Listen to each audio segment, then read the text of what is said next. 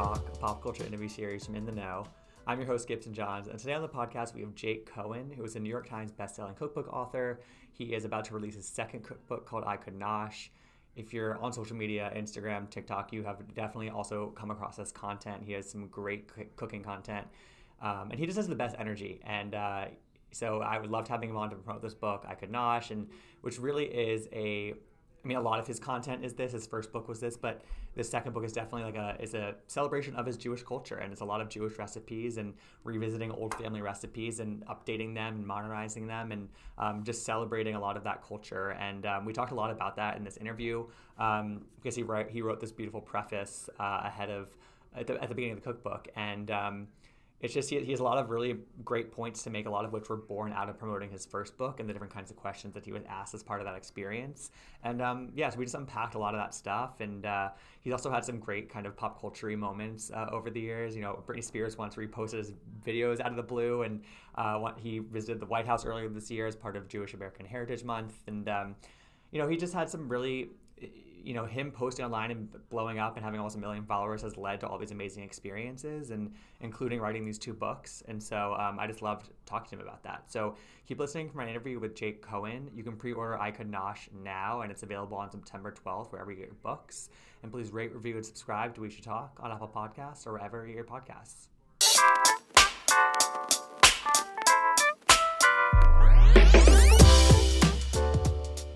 All right, so we are here with New York Times bestselling cookbook author Jake Cohen. His second book, I Could Nosh, comes out on September 12th. Jake, I'm excited to talk to you. How are you? I'm good. I'm good. It's an exciting time. Yeah, we've been like Instagram friends for a bit now, but I've been wanting to do one of these with you for a bit, so this is the perfect time. How are you feeling Yes. sort of in the lead up to the book? It's interesting. There are a lot of emotions and feelings. I've done this already, so Yeah, it's kind of like I know what to do. That being said, when the first one does well, then like the pressure's on for the second, and each one, I always say like cookbooks are kind of like fashion collections because they're these like little snapshots of like sure. your obsessions. So there's like to a degree where everyone's going to receive each book a little differently. So but 100%. overall, it's good. It's good. And we'll get into it, but you have this really great preface in this book where you talk about that experience of promoting your first book and some of the frustrations that came from that. But putting that to a side for a second, was there certain feedback from that first book that like people loved certain things or people didn't kind of react in the way that you expected to certain things from that first book that you took into the creation of the second one? Yeah, I think the anecdotes. We live in this age where you think of like online recipes, and there's that Yeah, kind of trope of like just go straight to the recipe. I don't need about like that 15-page of story course. that a blogger does. That being said, in my first book, every recipe has quite kind of like fleshed out head note with like an anecdote of the history, whether it's like family story, friend story, relationship story of how it came to fruition. And that's what people kind of love the most is how people read a cookbook, even if they're like the hope is that they're cooking every recipe, Sure. but a Yeah. lot of people are reading it like a novel, Like a which is great memoir. Yeah. because exactly that's kind of what it is. These are little Yeah. snapshots into my life. Did you consider going straight memoir for the second book because of that, or were you like, no, this is my lane? No, no, no, because I love a vignette, and that's the best part of a recipe. It's like Totally. it could be a little story. It's not like this overarching thing. Also, I'm not gonna lie, it's one of the beautiful things about being in the cookbook space or being even a public figure in food is that so much of what I do is kind of through this like beautiful wall of recipes where I get to share like little tiny aspects of myself, and yet I don't have to kind of give away too much. There's no expectation to like open your entire life up. You can give us Exactly. kind of right, totally. So again, I really love the preface to this book because I think that basically you mentioned promoting the book, and there's these 2 questions that really kind of frustrated you from that experience that you kind of elaborate on. And the first is the question of like, what's next? You're here promoting this Yeah. like this book that you've worked for a very long time on, you put all this love into, and people are already asking you about, what's the next one going to be, and as somebody who interviews for a living, like That's honestly really interesting feedback because I don't always ask that question, but like a lot of times somebody is promoting something and you sort of, but it's sort of like you end the interview and it's like, all right, well, what's after this, you know? But that's interesting feedback from your perspective. Can you elaborate on why that question frustrated you? Because I think your explanation of it in the book was great, but I don't want to like, Yeah. narrate it for you. I think it's overall, it's like it's the culture around art through the lens of capitalism, which is like I'm very candid about that. Like that's great because that's what allows me to literally live out my dream and just cook all day and do everything I love. So Right. Sure. bless, go Yes. with Thank God, you. all of that. Yes. That being said, there's this need of like when you put in so much energy, especially something like a book or any of these projects, when anyone's really talking or promoting something, so much of like themselves, their blood, sweat, and tears goes into it. And a Yeah. lot of times it's like this is great, we love it, amazing. When can you give us the next one? And we do live in this culture of like constant like digestion of content and needing more. And we think about that with like television. We think about that with like, again, one of the things that we really connect on is you're very much also in like the Bravo sphere. Yeah. And we think about how easy and quick it is of someone liked something, great, we're going to speed it up and like get the cameras Totally. back Yeah. rolling and let's just Hmm. keep A cranking constant just sort stuff of like, out. yeah, wheel of it. Yeah. And there's this like idea around creativity like it's this never-ending resource that doesn't need to be kind of, I don't know, given time to Nurtured be or yeah. nurture. And I love that's why I love being like project based and like crank out a Hmm. book every couple of years. And then outside of that, go into my little hole and be out of the public eye and all of that. Yeah. And you said in the book that what you did sort of in response to that, you just sort of like go back into the kitchen to you say you recharge, kind of find renewed inspiration. You go back into like the family recipe box and like kind of riff on that. Um, what about, I mean, is when you go into the kitchen with that sort of mindset, is it like, okay, I'm blocking everything out and I'm just gonna like put my head down and work and not accept that negative energy? Is that what that does for you? I think what it does is I like to create spaces of kind of necessity where Yeah. it like almost like a chopped survivor, like people are coming over. I'm actually again of course I'm like bashing about what's next and I obviously already have another book in the works.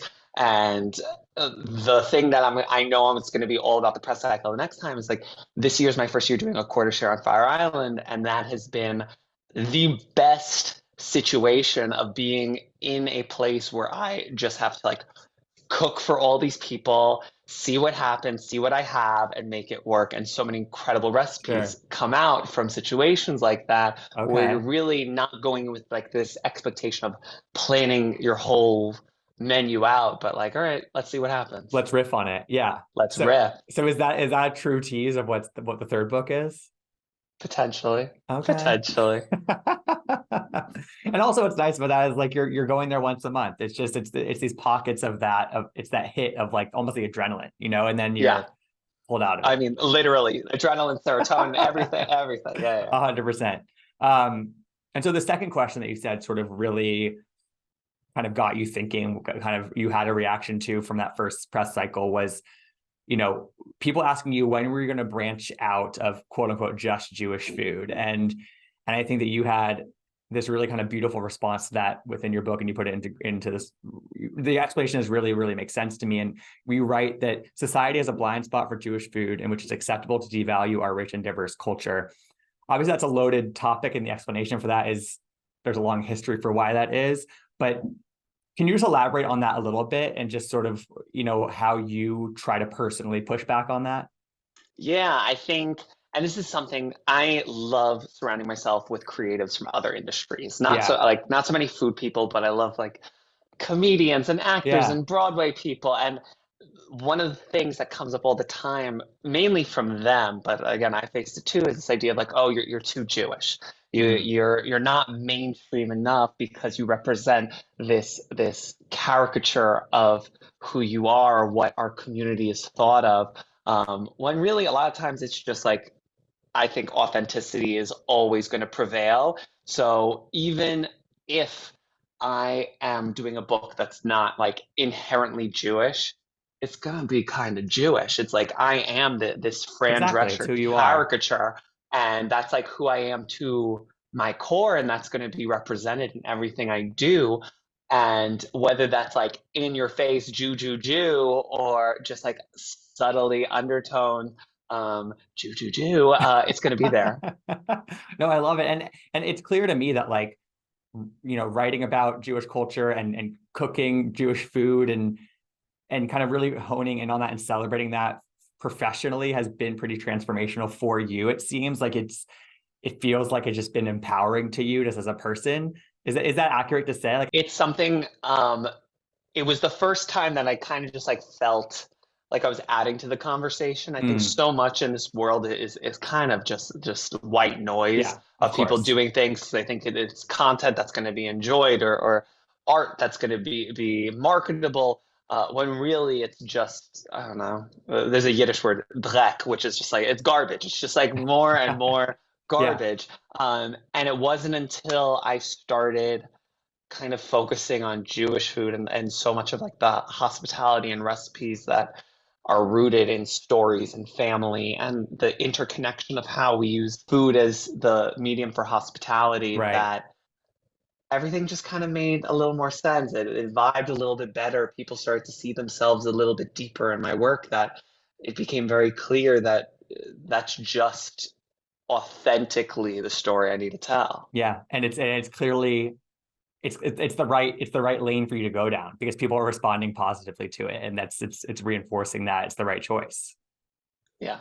Yeah, and you talk about surrounding yourself with people from other sort of creative industries. What are some of those like? Have you do you take any advice or tips from people that are in other industries that you have taken into your own? Yeah. Oh my God, the bro. It's so funny because I was never a Broadway gay. So like I don't know any of the shows or the songs, and yet Doesn't everyone I matter. know happens to be on Broadway. And one of my best friends gave me this like piece of advice that I will take to the grave. And it was all about reviews. Like you always think like opening night, like you get the Times review, all that stuff. And he always told me, he's like, you can't internalize the good reviews because when you internalize the good reviews, then you have to internalize the bad ones. So Yeah. it's pretty much being proud of the work, putting your full heart into it, and then letting both the positive and negative roll off. So if you get so hung up on all of the accolades and the praise, then any criticism is going to just live deep inside you. And it's just like it's not healthy for your No, ego it's on not. in either No, direction. 100%. Um, and so I grew up in a very WASPy environment. I went to an Episcopalian high school. I'm not religious, but that's just sort of the environment I grew up in. But then I went to the University of Michigan, where all of a sudden I'm in a dorm and I'm one of the only non-Jewish people in my entire dorm. And then I was like this exposed to all this amazing Jewish culture. And I went to Shabbat dinners and I just like learned a lot about just some of the Jewish values and community and connection and all those things. And it really is a lot of it is based around food and bringing people together, at least from my personal experience in college and beyond. You know, I guess, can you speak to why food is such a central force sort of in Jewish culture and what that does for people? Because it's just, even just being at some of this, I think about some of these Shabbat dinners that I've been to, it's like, it creates this really special kind of, I don't know, it just brings people together in a way that's kind of hard to put into words. Yeah, so I always say like food is such a cornerstone of so much Jewish ritual. And when you think about like what are we talking about when we're talking about ritual, it's like really these are conversations around morals and ethics that are rooted in gathering with your family and your community. So something like Shabbat, which I'm like, it's something I didn't grow up with. My husband Mm. also did not grow up with Shabbat, something that we brought into our homes as adults. It is the day of rest where it's like from Friday night to Saturday night, you are unplugging, being present. To me, it's like, yeah, I'm not I'm not doing the full thing, but at least on Friday night, we make an effort to turn off our phones, have people over, be present with them, like both reflect on the week behind and recharge for the week ahead. And Yeah. it is an act of self-care in a way. And the idea around the meal and the food is it is what takes, I always say it's like it turns friends into family and strangers into friends. Um, it's what gathers us and takes it from just kind of any type of meeting into a celebration, into an opportunity to dive deeper. There's also something that's so intimate. And Yeah. we live in this world where like intimacy is so lost around like in a big city like New York. And I think creating spaces where you could be vulnerable, creating spaces where you get to like really show people a little bit more about who you are, Hmm. is great. And there's no better way than like if you invite the wildest person you know, like the think of like the most famous person you know, if you're like, I want to take you for coffee or let's go out for a double date or let's do this or let's do that. There could be like some hesitation that like when you invite someone to Shabbat dinner, you are telling them this is like the most intimate situation. I just want to connect with you Yeah. in a way that's so It's like pure. Yeah. yes, it's so like anti New York garbage. No, it's fantastic. And you also talk about how like part of the appeal of food in Jewish culture is like it's actually a lot for the person who's making it and serving it to people. It's not necessarily for the person receiving it and eating it. Yeah, that's like kind of how I got into cooking. I always said it was like I wasn't very popular. I was like this like heavy set kid in high school that didn't have many friends, and I kind of used food and these little dinner parties as a way to like trick people into like come be my Oh my friend in God. exchange for a meal. And listen, I mean, kind of, I do the same thing still to this day. But But now it you have is all these what it is. Broadway friends. I exactly. They sing for me. I can't sing, so it's a Perfect. good Same for your trade. supper. Exactly. Exactly. um, so you say that this book, your last book, was really about like you and your husband's love story and kind of combining your experiences in life and unpacking those and bringing them together.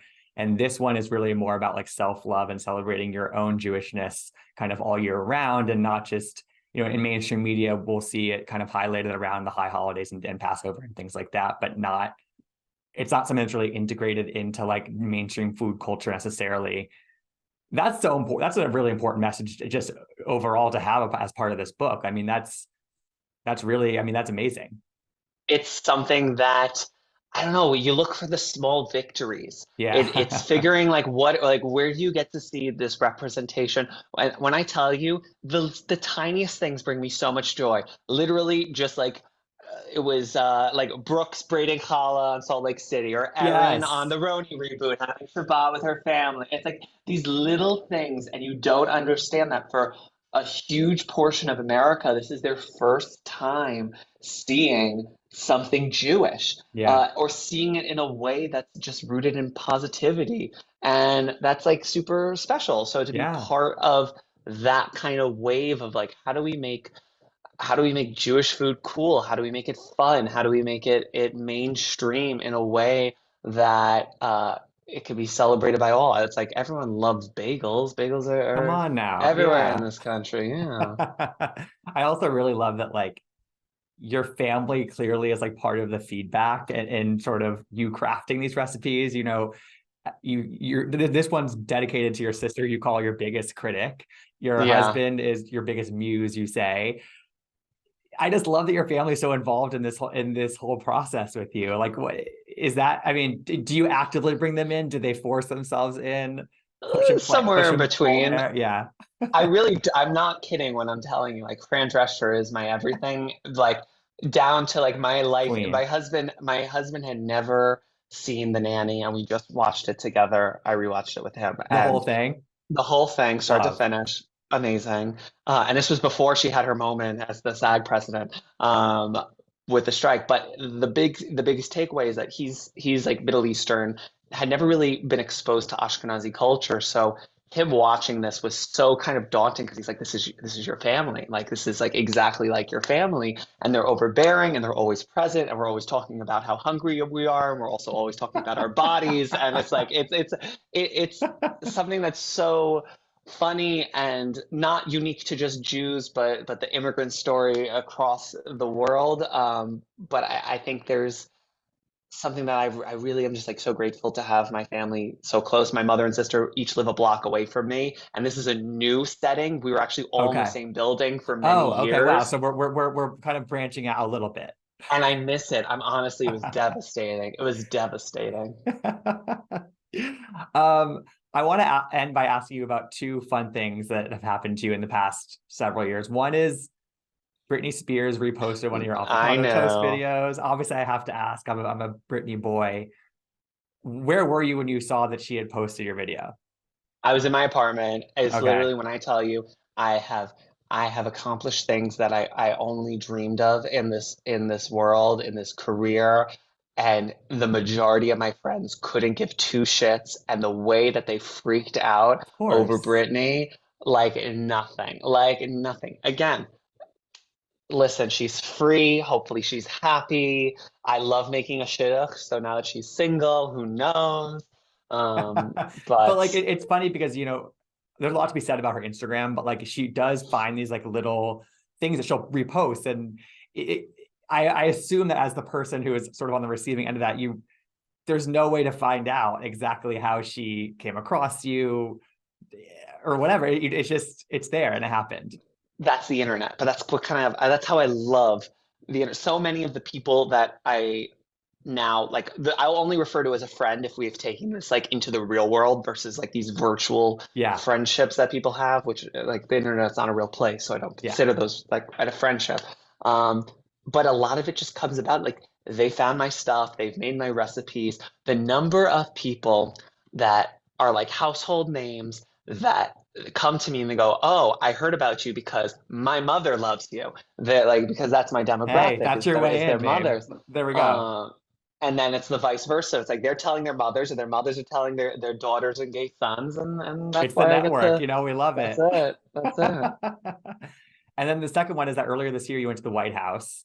What was that for? That looked like an amazing day that you had there. Yeah, it was really cool. It's for Jewish American Heritage Month.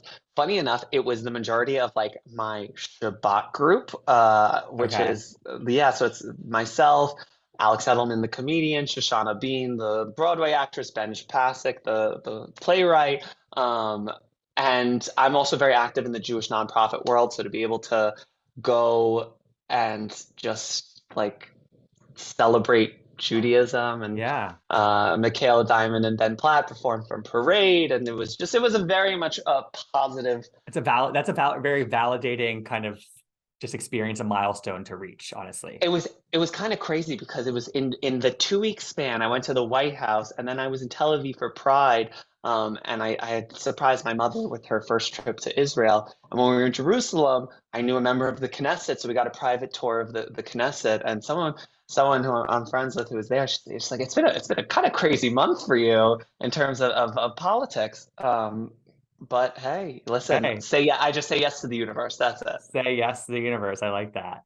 And then, I mean, I guess lastly, I maybe should have asked this at the beginning, but I would love if you could just speak to like what led you to this. I mean, the past couple of years have been really, really amazing for you. Like since your first book, really, what really led to that? I mean, was it just like kind of blowing up online and having amazing content that people have really responded to you, like we've talked about, or like what were some of those stepping stones for you to kind of get to some of these, things that were on your bucket list? I would say having a crazy like delusional mind helps. Like I just have these fantasies and then it's like, great, now how do we make that a reality? Totally. And understanding the way the world works in terms of like social media and stuff like that, where I know I have a story to tell and finding what are the forums and mediums to tell that story the best, Yeah. especially with something like a recipe. And then from there, it's the network of meeting people, and all I want to do is cook for people. That's Yeah. all. Like not in like a restaurant. I have no interest in that. But like Just, meeting people and yes. cooking for them and having these situations. And when I'm telling you, like the most wildest dinner parties, things like cook little private cooking lessons, like they just come about because everyone loves food. And you have this like connection. Literally, the thing that people are crazy about is like I have this like exploding friendship with Katie Couric, and we just go and we're like, I'll cook Love with her in her. her apartment or out in the Hamptons, and it's just like and I don't know how I got here, but we you're find right. the same things to talk about that I talk about with anyone else. She's just like again, I love a middle-aged woman. Like that is my like that is who I am at my core. That's your demographic. We Love have it. literally we're only just recently making friends our own age, and it's been an uphill battle because all I want to do is spend my time with old gay men and middle-aged women. And Real Housewives, Here, totally. Yeah, exactly. Yeah. I mean, they fall into one of those two groups. Of course, of course. Oh my God, that's amazing. I love that. All right, Jake, this has been so much fun. I Could Nosh is out September 12th, wherever you get your books. Pre-order it now. What anything else you want to say about the book or you want to promote? Yes. So if you pre-order, you get a preview of all of the recipes that are kind of perfect for Rosh Hashanah. So it's like a lot of people are like, oh, wait till it's out. If you pre-order, you can start cooking from the book immediately, which is great. And I'm going on a pretty extensive tour around this country to see everyone in person. Love it. I'm excited for you. Well, Jake, this has been so much fun, and we'll chat soon. Thanks for being here. Can't wait. Yeah. Thanks for tuning in to We Should Talk. I hope you enjoyed the interview. You can find out more about In the Know at intheknow.com. You can follow me, Gibson Johns, at Gibsonoma on Twitter and Instagram. And you can listen to all of our interviews, past and future, by searching We Should Talk wherever you get your podcasts. Hope to see you next time.